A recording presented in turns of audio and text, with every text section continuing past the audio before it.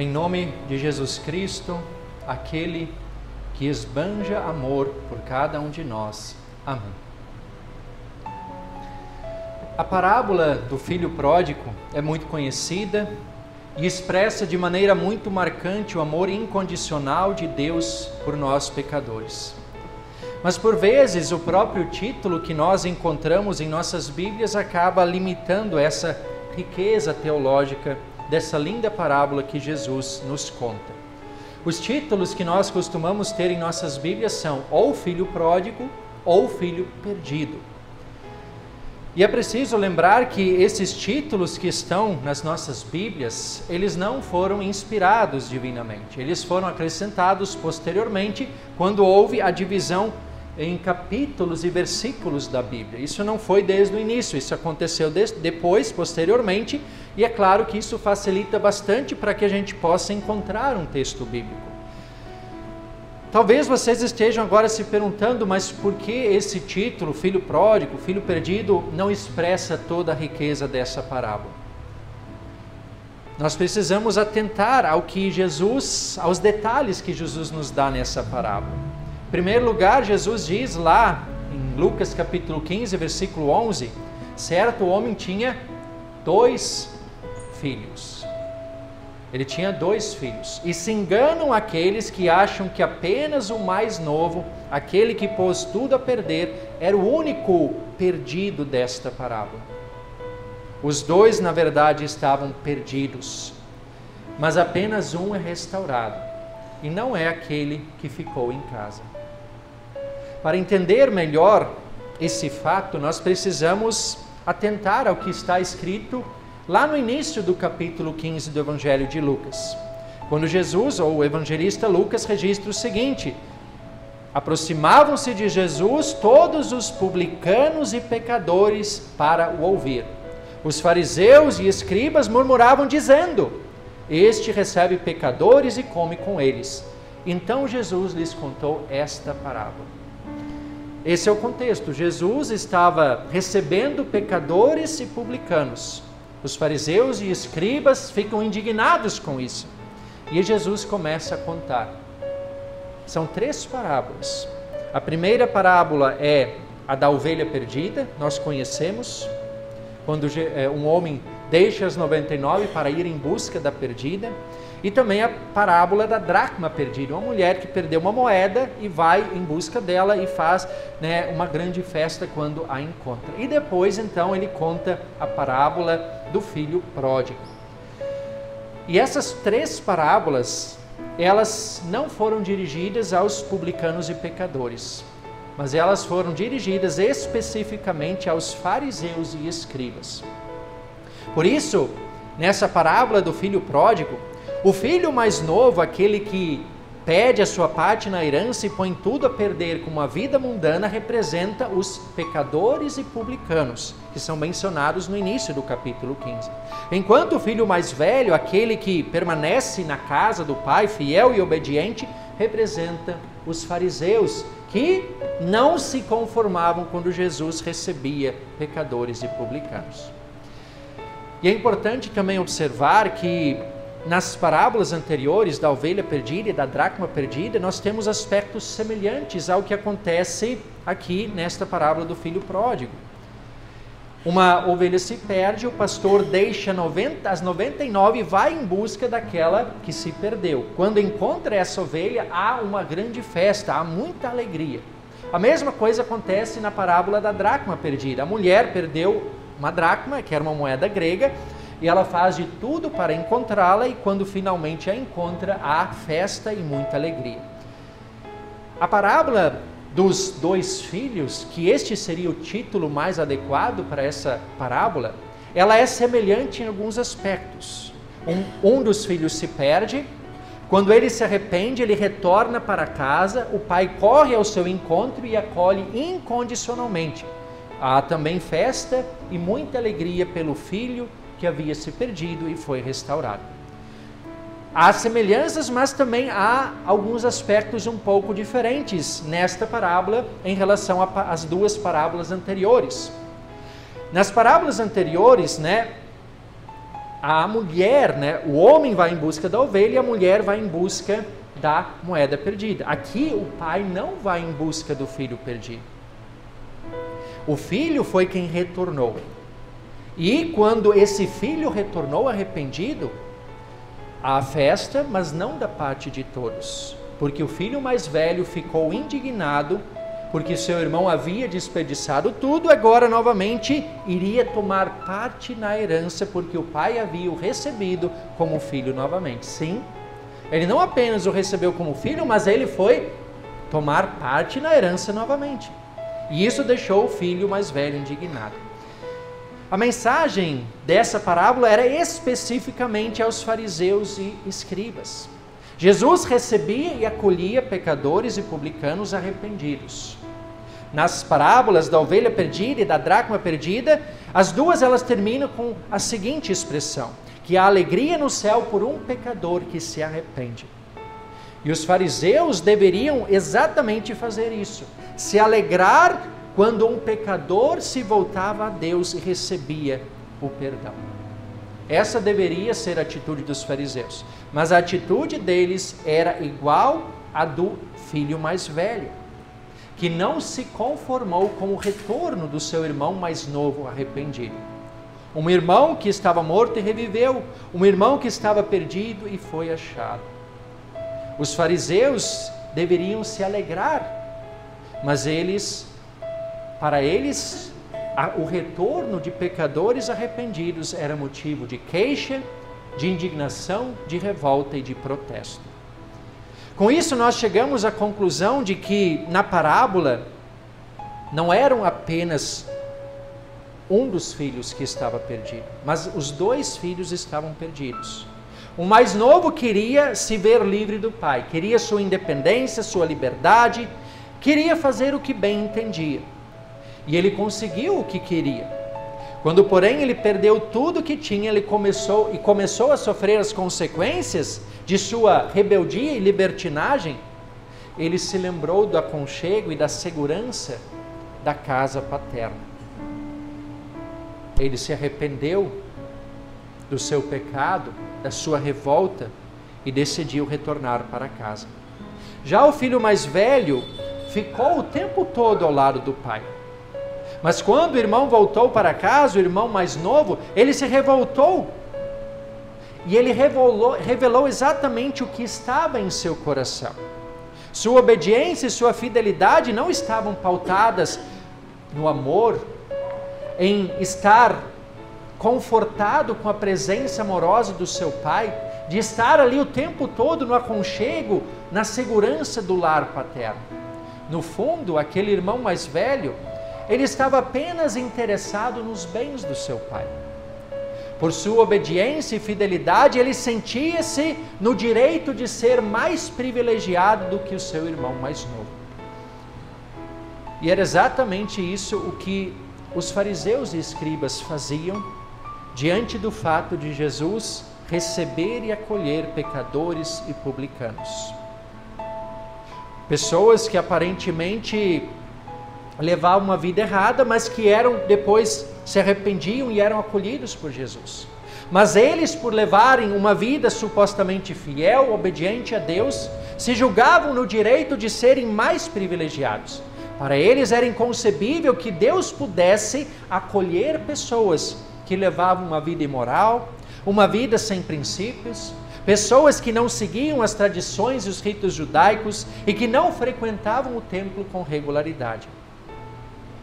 Os escribas e fariseus se revoltavam quando Jesus acolhia esse tipo de gente. E outro aspecto importante que precisa ser observado é justamente com o uso dessa palavra pródigo. Como eu disse anteriormente, essa palavra ela não foi inserida originalmente lá no texto bíblico. Inclusive, o texto em si, Lucas no capítulo 15, nem sequer menciona essa palavra.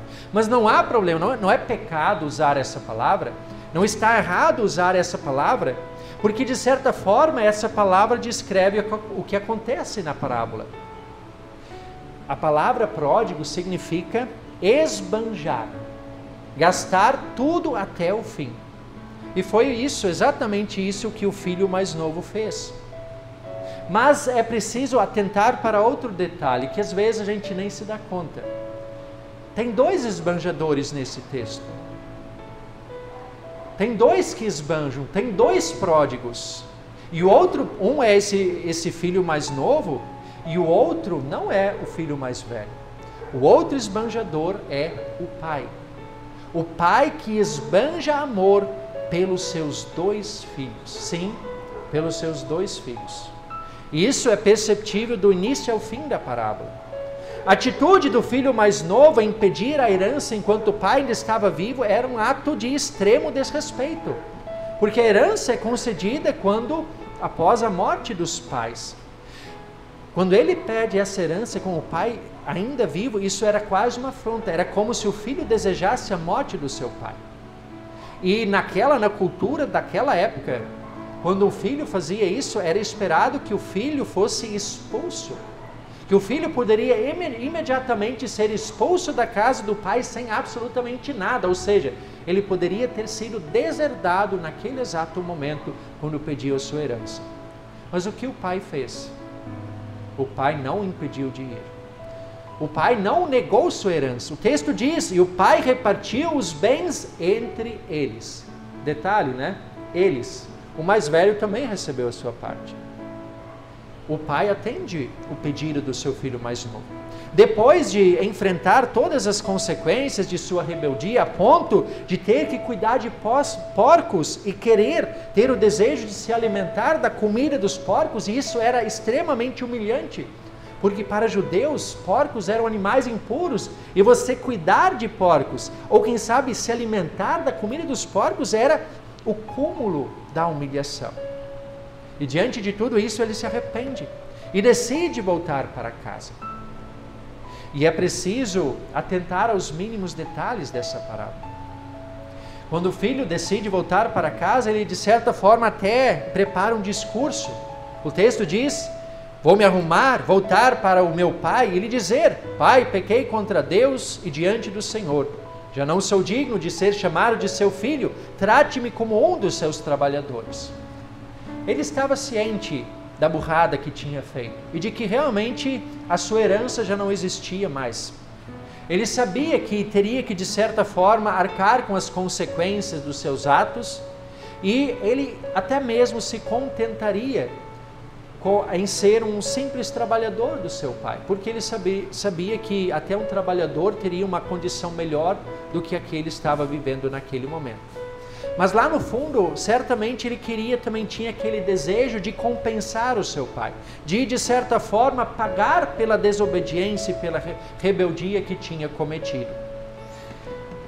Ele sabia que poderia ser rejeitado e repreendido duramente, mas ele decide correr o risco.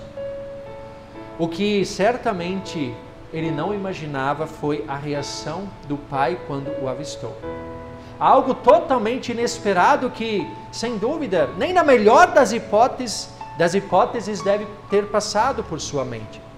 O pai, sem pensar 2 vezes, quando avistou o filho, foi correndo ao seu encontro, o abraçou e o beijou. E isso é um detalhe que a gente pode pensar, né, que legal. Mas, estudando a cultura daquela época, muitos comentaristas bíblicos dizem que isso era algo inconcebível para um ancião, um senhor de idade daquela época. Pessoas de idade não corriam. Isso era vergonhoso.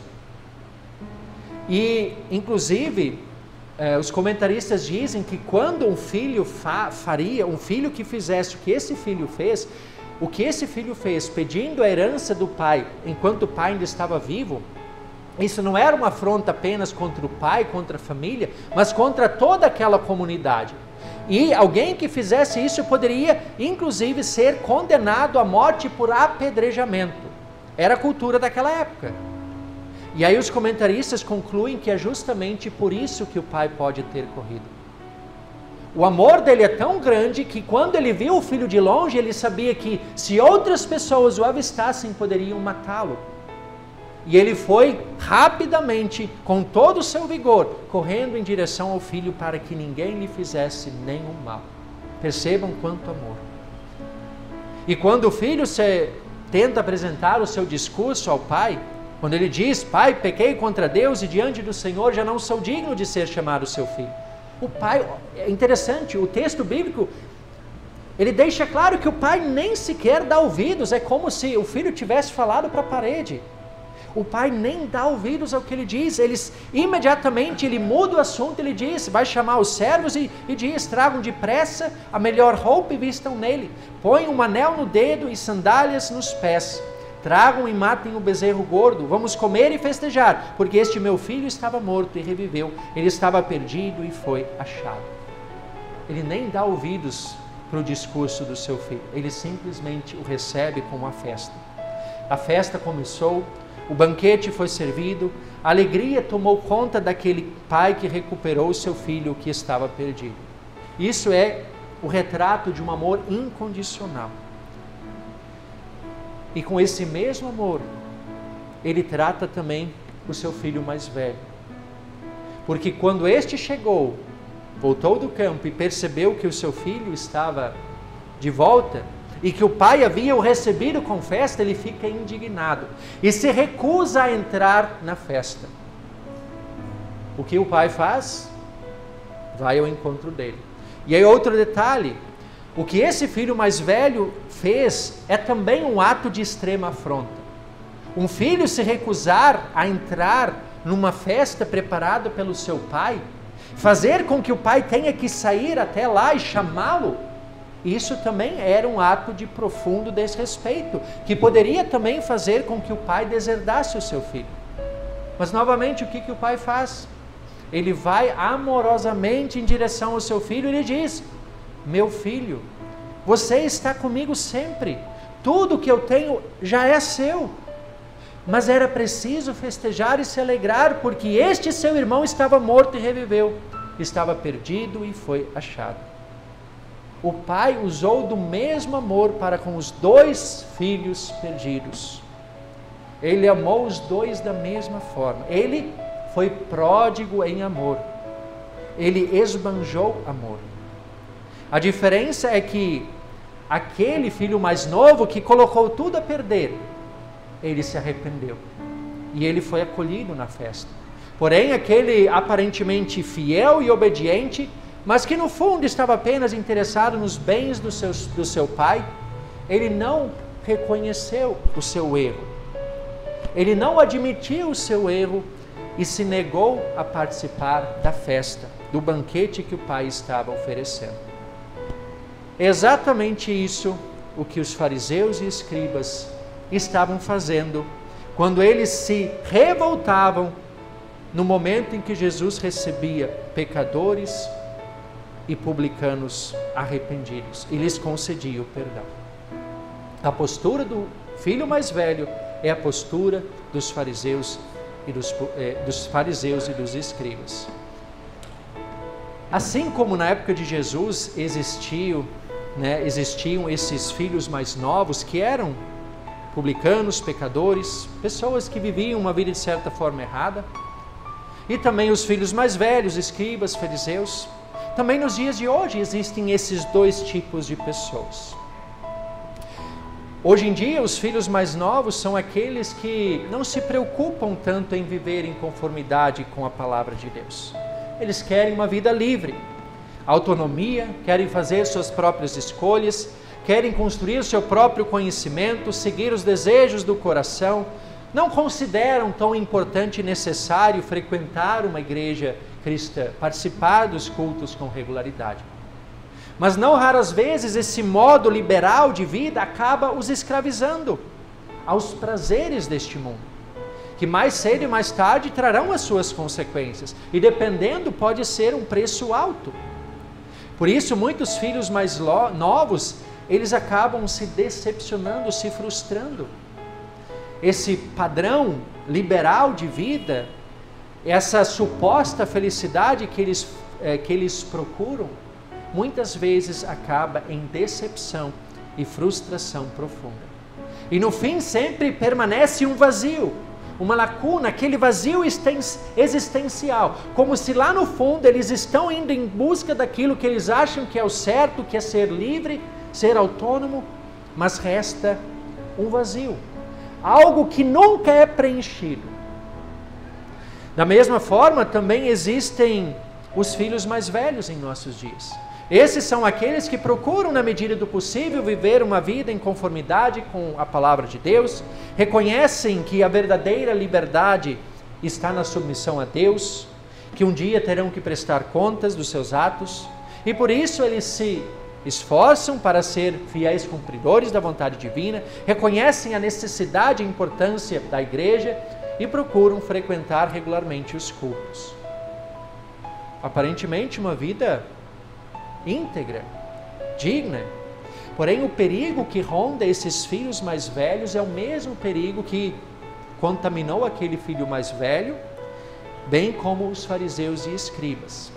É aquela ideia de que, se eu for fiel e obediente, eu mereço mais privilégios do que os outros. E eu não admito dividir a minha parte da herança com os irmãos mais novos. E isso é farisaísmo. Isso é um sentimento de autojustiça, como se, por causa da minha fidelidade e obediência, Deus me devesse algo. Eu serei fiel, serei obediente, mas eu quero algo em troca. É barganhar com Deus. Não é assim que as coisas funcionam. É justificação ou salvação por obras, e isso não existe, isso não é bíblico. Sem fé ninguém pode agradar a Deus. Por obras ninguém pode se reconciliar com Deus. No fim das contas, enquanto muitos filhos mais novos se perdem por causa de sua libertinagem, muitos filhos mais velhos se perdem por causa do sentimento de justiça própria. No fim das contas, é necessário e fundamental que ambos se arrependam dos seus pecados. Sejam os filhos mais novos, sejam os filhos mais velhos. Mas a pergunta que precisa ser feita é a seguinte: com qual desses filhos nós nos identificamos mais? Nos identificamos mais com o filho mais novo ou com o filho mais velho? Talvez alguns se encaixem mais no perfil do filho mais novo. Pessoas que querem certa liberdade, não gostam muito de seguir os princípios bíblicos, não consideram assim tão importante participar dos cultos com regularidade. Outros talvez se identifiquem mais com a postura do filho mais velho. Estão ali, sempre na igreja, procuram viver os princípios bíblicos, mas com isso muitas vezes eles se acham melhores do que os outros. E às vezes têm dificuldades em compartilhar a graça do perdão com aqueles irmãos mais novos.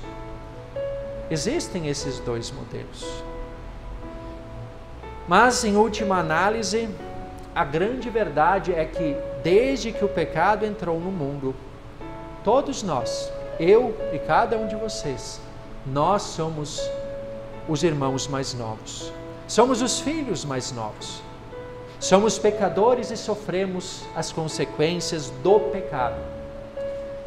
Mesmo com tanta gente ao nosso redor, quantas vezes nós temos um sentimento de solidão, um sentimento de que algo está faltando. Mesmo protegidos em uma casa, cercada por muros, por fechaduras, quantas vezes nós sentimos ainda medo da criminalidade, da violência, de que algo nos aconteça, de alguém tome aquilo que é nosso ou atente contra a nossa própria vida. Mesmo com o avanço da ciência, com tantos recursos médicos, temos medo de ficar doentes, de talvez sermos acometidos por uma doença incurável. E aí, ficamos ansiosos, angustiados, sofremos. Apesar sim de termos momentos bons e agradáveis nesse mundo, quantas vezes nós somos acometidos por um sentimento de vazio, de que algo está faltando. Às vezes a gente não sabe exatamente o que é, mas parece que sempre tem alguma coisa faltando lá no fundo. A gente tem conquistas, Deus nos concede coisas boas, mas lá no fundo parece que sempre falta alguma coisa. E esse vazio que nós sentimos é a falta do aconchego da casa do Pai. É aquela segurança que nós temos somente junto de Deus. Daquele lugar onde nós sabemos que junto deste Deus, neste lugar, nada vai nos faltar. A parábola dos dois filhos, ela ilustra perfeitamente esse anseio do ser humano. Ela ilustra, acima de tudo, a graça e o amor incondicional de Deus por toda a humanidade. Porque nessa parábola, o maior pródigo é o próprio Deus, que esbanja amor e graça em favor de uma humanidade que merecia condenação. O pastor Timothy Keller, ele escreveu um livro sobre essa parábola, um livreto, que ele intitula de O Deus Pródigo. Muito bom esse livro. E ele justamente diz isso, que o verdadeiro esbanjador dessa parábola é Deus. E ele diz, inclusive, que essa parábola do filho pródigo, ela ilustra, na verdade, toda a Bíblia, toda a história da Bíblia, que é a história do amor de Deus pela humanidade. O que Jesus transmite nessa pequena parábola é a mensagem central de toda a Bíblia. Desde que Adão e Eva foram expulsos do paraíso, o ser humano vive perambulando nesse mundo. Ele está em busca de um lugar seguro, onde possa ser acolhido, onde possa estar realmente seguro. Foi assim que o povo de Israel perambulou pelo deserto até a terra prometida. E quando chegaram lá, ainda assim, faltava algo. Ainda assim, acabaram se esquecendo de Deus. E é assim também que nós perambulamos. Povo de Deus do Novo Testamento, igreja cristã, nós perambulamos nesse mundo, também em busca de um local seguro. E esse local seguro é a verdadeira terra prometida, é o novo céu e a nova terra. Ali sim, todos nós estaremos finalmente seguros. Enquanto não estivermos aqui, sempre ficará um vazio. Essa herança eterna que nos está reservada, ela está disponível a todos aqueles que creem em Jesus como Salvador. E aí é preciso pontuar: Jesus é o verdadeiro irmão mais velho. Jesus é o nosso verdadeiro irmão mais velho. Quando, depois dos pais, numa família, quem é o responsável pelos irmãos mais novos? O irmão mais velho. O irmão mais velho da parábola não cumpriu a sua parte. Ele deveria ter ido atrás do seu irmão. Ele deveria ter dito para o seu pai: deixa que eu vou atrás dele, eu vou recuperá-lo, eu vou buscá-lo. Ele não fez isso, ele se omitiu. E ainda quando o seu irmão voltou, ele se indignou porque o pai o recebeu de volta. E humanamente falando, até faz sentido o que esse irmão mais velho fez. Aquilo que eu perguntei para as crianças, né? Os dois receberam a parte na herança. E normalmente quando a herança era repartida, o irmão mais velho ficava com a maior parte, 2/3. O irmão mais novo com a menor parte, 1/3. E o irmão mais novo esbanjou tudo, não restou nada. E a partir do momento que o pai o recebe de volta, ele o recebe, ele novamente o coloca dentro da herança. Ou seja, aqueles 2/3 que estavam ali com o irmão mais velho teriam que novamente ser repartidos. E aquele irmão não aceitava isso. Por isso eu disse, ele estava muito mais preocupado com os bens do que de fato com a presença amorosa do seu pai. Ele não estava disposto a repartir a sua herança com o seu irmão mais novo, que havia esbanjado tudo. Humanamente falando, a gente pode até concordar: não, esse irmão está certo, eu também não dividiria. Nós, seres humanos, com nosso senso de justiça, provavelmente faríamos o que fez o irmão mais velho. Mas Deus não faz o que fez o irmão mais velho. O nosso verdadeiro irmão mais velho, ele não se omitiu. Ele foi atrás de nós. Ele veio em nossa direção. Ele, assim como aquele pai foi correndo em direção ao seu filho mais novo, assim Jesus veio correndo ao nosso encontro.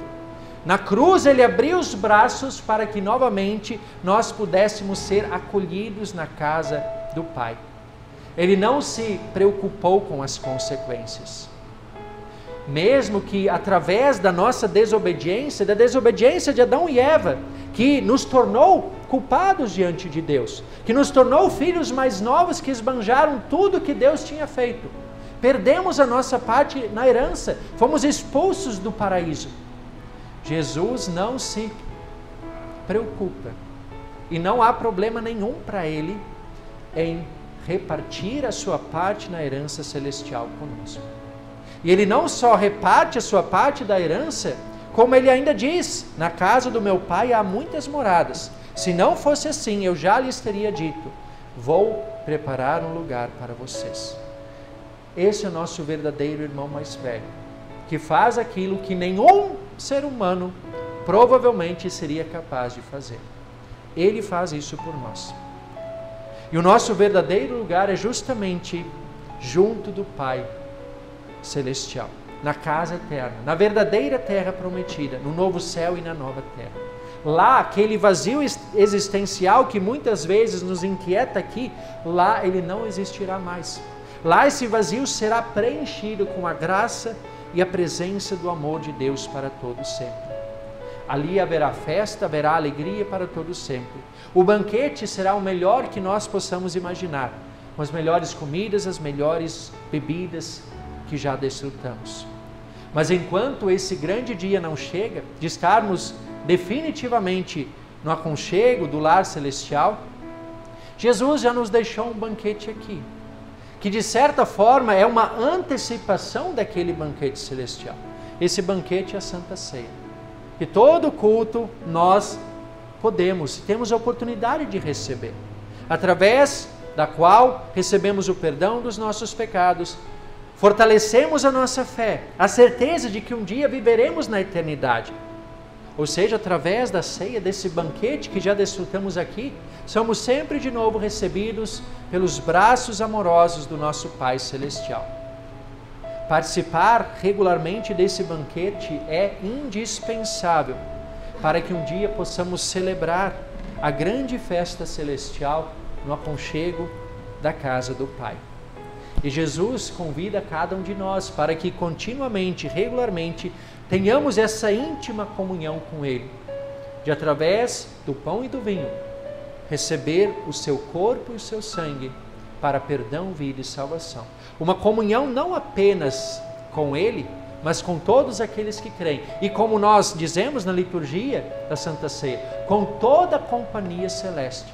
É uma comunhão celestial. É uma antecipação da grande festa, do grande banquete que nós celebraremos no aconchego do lar celestial. Amém.